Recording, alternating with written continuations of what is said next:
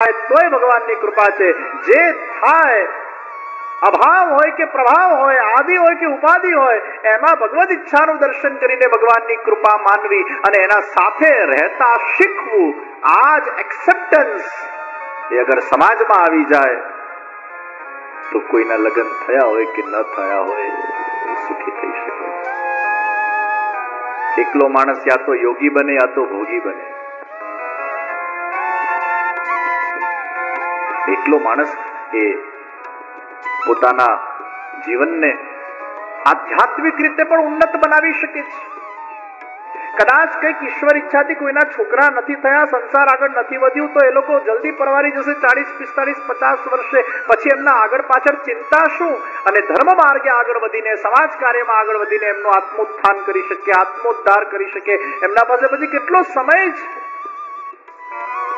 દરેક પરિસ્થિતિમાં we have to see the positivity out of it, not the negativity. કે જો ને બધાને છે ને અમારા ત્યાં પારણું નથી બંધાયું, અને તારા ત્યાં નથી બંધાયું, એમાં એની કૃપા છે, અને બંધાયું એમાં એની કૃપા છે. એ બંનેમાં કૃપાનું દર્શન કરો. તમારા ત્યાં છોકરા ન થયા એ પણ કૃપા, થયા એ પણ કૃપા, અને થઈ બગડી ગયા ને એ લાંબા ગાળે કૃપા જ છે. તમને એમ લાગે હું એમ કહું છું કૃપા છે, બગડી ગયા તો એ કૃપા છે. હા, બગડી ગયા તો એ કૃપા છે. એનું કારણ છે કે તમારું એમાં અટેચમેન્ટ ભગવાન તોડવા માંગે છે. એ બગડ્યા ના હોત તો અટેચમેન્ટ તૂટતે, અને એટલે જ આગળ આવશે કે 3 રીતે ભગવાનની કૃપા થાય છે. તમારા સંસારમાં તમને અસફળતા મળે એ પણ એની કૃપા છે. તમારા સંસારમાં તમને સફળતા મળે એ પણ એની કૃપા છે. અને તમારા સંસારમાં કદાચ તમારું કોઈના સાથે ડિટેચમેન્ટ થાય, અર્થાત કોઈનું કદાચ મૃત્યુ થઈ જાય, તમે એકલા રહી જાઓ, એ પણ એની કૃપા છે.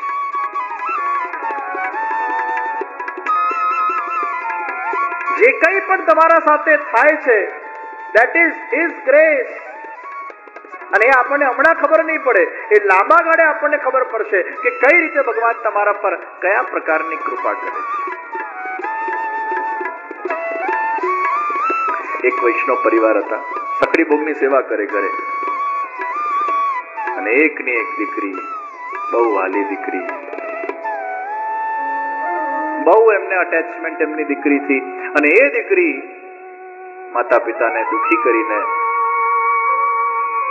ક્યાંક બીજા ધર્મના વ્યક્તિ સાથે એનું પાણીતર થયું.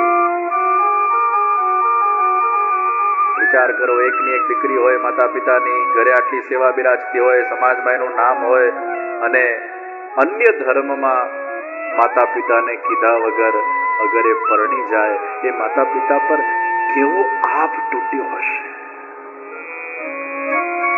કેટલું દુઃખ પહોંચ્યું હશે. જેને પાલી પોસીને તમે મોટી કરી હોય, અને પછી એ દીકરી તમને આવા સમાચાર કોઈક દાડો આપે, એ માતા પિતા પર શું વીતી હશે. અને એ પરિવાર સાથે મારે મળવાનું થયું. મારી એમના ઘરે પધરામણી હતી. બહુ રડતા, દિવસ રાત રડ્યા કરે. મેં એમને કીધું, તમે કેમ રડો છો? મને કે રડીએ નહીં તો બીજું શું કરીએ.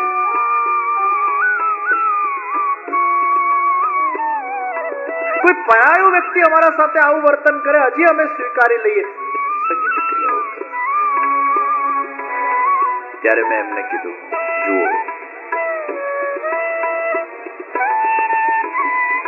તમે આટલી સુંદર ઠાકોરજીની ઘરે સેવા કરો છો ને, અને તમને બહુ જ દીકરીમાં વાલ અને પ્રેમ ને અટેચમેન્ટ હતું ને, એટલે ભગવાને આ એક કડવી દવા તમને પીવડાવી છે. આ ભગવાને મોહ ભંગ લીલા કરી છે, તમારું ચિત્ત એમાંથી કાઢવા માટે. હવે વાલ જ કર્યા કરતે તો એ ચિત્ત એમાંથી નીકળતે નહીં, તો કંઈક તો એવી લીલા કરવી પડે ને. નાના બાળક અગર ભણવામાં એનું મગજ ન લાગે તો રમકડા લેવા પડે ને માએ. તો રમકડા જયારે લઈએ ત્યારે માં કેવી વિલન જેવી લાગે બાળકને, પણ એ માએ રમકડા લીધા બાળકના હિત માટે લીધા, તાકી એ ભણી શકે. એમ ઘણીવાર ભગવાન પણ આપણા રમકડાઓ લઈ લે છે, જેથી કરીને ક્યાંક આપણામાં વૈરાગ પ્રગટ થાય, જ્ઞાન પ્રગટ થાય, આ સંસારનું સત્ય પ્રગટ થાય, અને આપણે ભગવાનમાં વધુ ને વધુ જોડાઈને વિરક્ત શાંતિપૂર્વક જ્ઞાનપૂર્વક ભક્તિના માધ્યમથી આપણા જીવનનો ઉદ્ધાર કરી શકીએ. એટલે આવી કડવી દવા પણ ભગવાન કોઈકવાર આપણને પીવડાવતા હોય છે, જે આપણા પોતાના આધ્યાત્મિક જીવન માટે આવશ્યક હોય છે. આ રમકડા લેવાની લીલા છે. બાળક તો અજ્ઞાન છે, એને તો ગુસ્સો આવશે, આપણને આવે ભગવાન કેમ આવું કરે તું મારા સાથે. અને વળી પાછા આપણે જયારે ભગવાન પર ગુસ્સો કરીએ ત્યારે આપણી બધી એવી જાત જાતની થોટ પ્રોસિજર હોય. પાછા છોકરાઓનું થોટ પ્રોસિજર એવું થઈ જાય. કેટલી ભક્તિ કરી, કેટલા સત્સંગો કર્યા, કેટલા પુણ્ય કર્યા, બધું જ કર્યું, ભગવાન તો અમારા સાથે આવું કરવાનું. કેવું ભગવાનને આપણે કહેતા હોઈએ છીએ. પણ તમે એમ કેમ નથી માનતા કે ભગવાન આપણું અહિત ક્યારે કરતા નથી? ડોક્ટર આપણી સર્જરી કરે તો આપણું અહિત કહેવાય? ડોક્ટર આપણું જયારે ડ્રેસિંગ કરે તો આપણું અહિત કહેવાય? કેટલું કષ્ટ થતું હોય છે ડ્રેસિંગ ના અંદર, તો આપણે ના પડી છે, નહીં કરતો ના કરાવીએ છે, કારણ કે ક્યાંક એનાથી જ આપણો ઉપચાર થશે. એટલે હંમેશા એક વસ્તુ યાદ રાખજો, ઈશ્વર જે કંઈ પણ ઉપચાર કરે છે ને એમાં એની દયા છે, અને જે કંઈ પણ કરે છે એમાં એની કૃપા છે. એના પર છોડી દો. તમે ભક્ત છો ને એ બહુ મોટી વાત છે ભાઈ, કારણ કે ભક્તિ જેવા તેવાને મળતી નથી. તમે ભક્ત છો ને એ જ પ્રમાણ છે કે તમે ઈશ્વરના વાલા છો, અને ઈશ્વરના વાલાનો ઈશ્વર હંમેશા ઉદ્ધાર કરતા હોય છે. એની ચિંતા કરવાની જરૂર નથી. ચિંતા કાપી ન કાર્ય નિવેદિતાત્મદી કદાપિતિ ભગવાન અપી પુષ્ટિસ્તૌ ન કરિષ્યતિ લૌકિકિમ જગતિમ. ક્યારે પણ ભગવાનના ભક્તોએ કોઈ પણ પ્રકારની ચિંતા કરવી નહીં. એનું કારણ છે કે એક વસ્તુ નક્કી થઈ ગઈ, તમે ભક્તિ કરો છો ને એ જ સૌથી મોટું પ્રમાણ કે તમે ઈશ્વરના વાલા છો, અને ઈશ્વર તમારાથી રાજી છે. પછી કદાચ તમને ઈશ્વર નારાજ કરે ને તો પણ એમાં એનો રાજીપો હશે, એમાં એનું કંઈક હિત કરવાની ભાવના હશે, તો જ એ તમને નારાજ કરે. એ લાંબા ગાળે સમજાશે, એ લાંબા ગાળે ખબર પડશે કે આવી લીલા ના થઈ હોત તો અમારા જીવનમાં આ પરિવર્તન ના આવ્યું હોત. અને એટલે જ શોર્ટ ટર્મ મિસઅન્ડરસ્ટેન્ડિંગ્સ એ હંમેશા નાના બાળકોમાં થાય. જેમ માં રમકડું લઈ લે અને બાળક ગુસ્સે થઈ જાય, એ બાળકની શોર્ટ ટર્મ ઇમેચ્યોરિટી ઓરિએન્ટેડ અન્ડરસ્ટેન્ડિંગ છે. જે લાંબા ગાળે એ માં બાળકનું હિત ઈચ્છે છે એ એના બુદ્ધિમાં આવતું નથી. આપણે પણ આવા બાળકના જેમ જ અજ્ઞાનતા પૂર્વક ઘણીવાર ઈશ્વરની લીલાને ન સમજીને, ઈશ્વરના કૃત્યને, ઈશ્વર આપણા સાથે જે કરી રહ્યો છે એને મિસઅન્ડરસ્ટેન્ડિંગ કરી.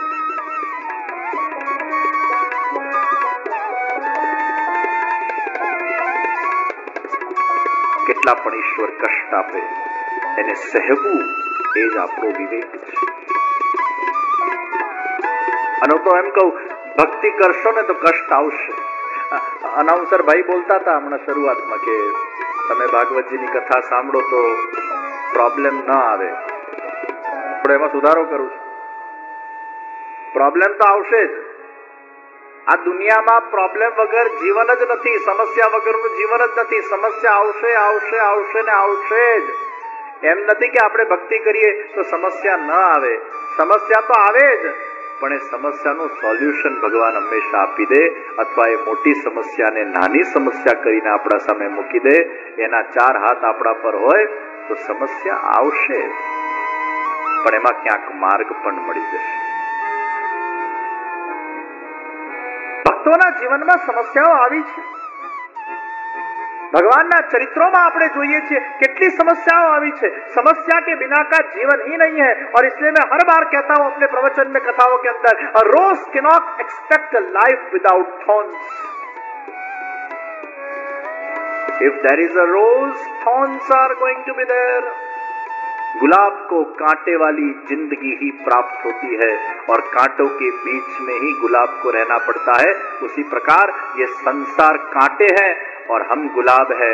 अगर संसार में हम जीना चाहते हैं, रहना चाहते हैं, तो कांटों के बीच में, प्रॉब्लम्स के बीच में, समस्याओं के बीच में ही हमें गुलाब की तरह खिलना होगा और अपने सौंदर्य और अपनी सुगंध को सत्कर्मों के माध्यम से फैलाना होगा। तभी हमारे जीवन का उत्कृष्टतम यथार्थ रूप से जो जीवन हमें दिया गया है ईश्वर के द्वारा, वो सिद्ध हो पाएगा।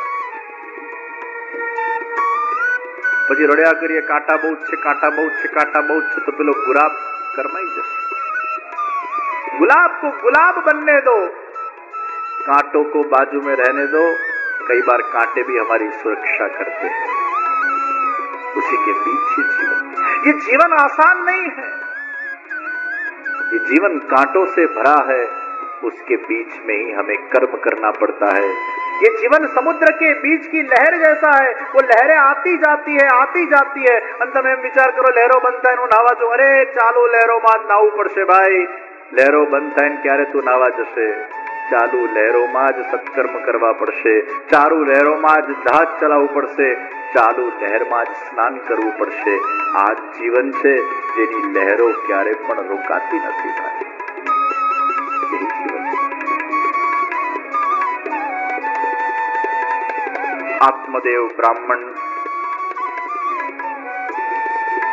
पुत्र જોઈએ છે,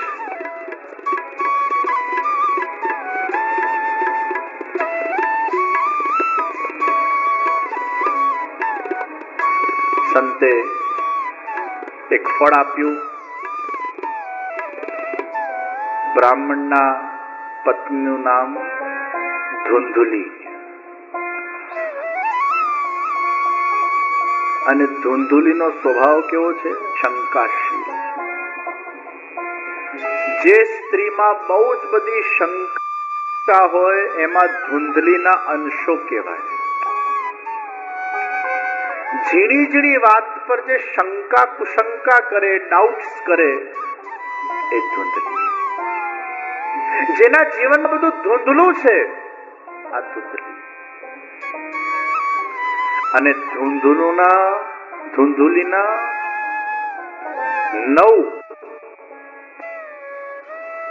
દુર્ગુણો છે। આવા દુર્ગુણો અગર કોઈના અંદર હોય તો એમ માનવું આખી ધુંધલી નથી, પણ 0.% ધુંધલી કહેવાય। તો ધુંધલીનું સૌથી પહેલું દુર્ગુણ સ્વવાક્ય સ્થાપિતા, પોતાનો કક્કો સિદ્ધ કરે। હું જ સાચી, બધા ખોટા। સાચી હોય ને સાચી કે એ તો હજી સ્વીકાર્ય, પણ ખોટી હોય તો પણ પોતાના જાતને સાચી કે અને એને પાછું સ્થાપિત કરે। પંડિતજી ગીરે પર ટંગડી ઊંચી કે ઊંચી, આ ધુંધલી। ધુંધલીનો બીજો દુર્ગુણ એ સુંદરી છે। આપણને લાગે સુંદર હોવું એ દુર્ગુણ છે, સુંદર હોવું એ સદગુણ છે। સુંદર હોવું જોઈએ, તનથી પણ, મનથી પણ, અંતઃકરણથી પણ। અને બાહ્ય સુંદરતા કરતા આંતરિક સુંદરતાનું એક વિશેષ મહાત્મ્ય છે। તો સુંદરતા એ દુર્ગુણ નથી, સુંદરતા એ સારો ગુણ છે। પણ દુર્ગુણી વ્યક્તિમાં જો સુંદરતા આવી જાય તો એ સુંદરતા દુર્ગુણી બની જાય છે। ખરાબ વ્યક્તિ હોય ને જો સુંદર બને ને તો ભલભલાનું નાશ કરી નાખે। પણ સારો વ્યક્તિ સુંદર હોવો જોઈએ, સદગુણી વ્યક્તિ સુંદર હોવો જોઈએ। ધુંધલી એ દુર્ગુણી છે અને એમાં એ સુંદર છે એટલે નુકસાનકારક છે। ઊંચા કુળવાળી, ઊંચા કુળવાળી હોવું એ તો બહુ સારું કહેવાય, પણ યાદ રાખજો દુર્ગુણી વ્યક્તિ અગર ઊંચા કુળનું હોય અને સુંદરી હોય અને કુળનું નાશ કરી શકે છે। એટલે અહીંયા ઊંચા કુળવાળી, લોક વાર્તા રતા પ્રપંચી, ગોસિપિંગ નેચર જેનો છે। રસોઈ વસોઈ બની જાય, બપોરે નવરા હોય 2-3 કલાક એટલે ફોન લઈને બધી ગોસિપ ચાલુ કરી નાખે અને ગોસિપમાં કેવલ બીજાની જ વાતો હોય। પ્રપંચી, અહીંની વાત ત્યાં કરે, ત્યાંની વાત અહીં કરે, એકબીજાને ચઢાવવાનું કામ કરે। કોઈના દોષ આપણને દેખાડે એ દોષને ઢાકે નહીં પણ દોષને દેખાડે. પ્રપંચી.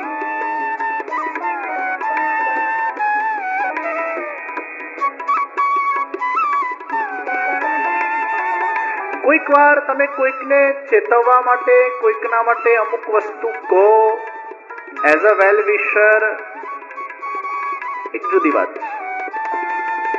એમાં તમારો ભાવ વેલ વિશિંગ નો છે. પણ તમે કોઈકને બદનામ કરવા, હેરાન કરવા, કોઈકના માટે તમને ઈર્ષા કે દ્વેષ છે એટલે સામેવાળો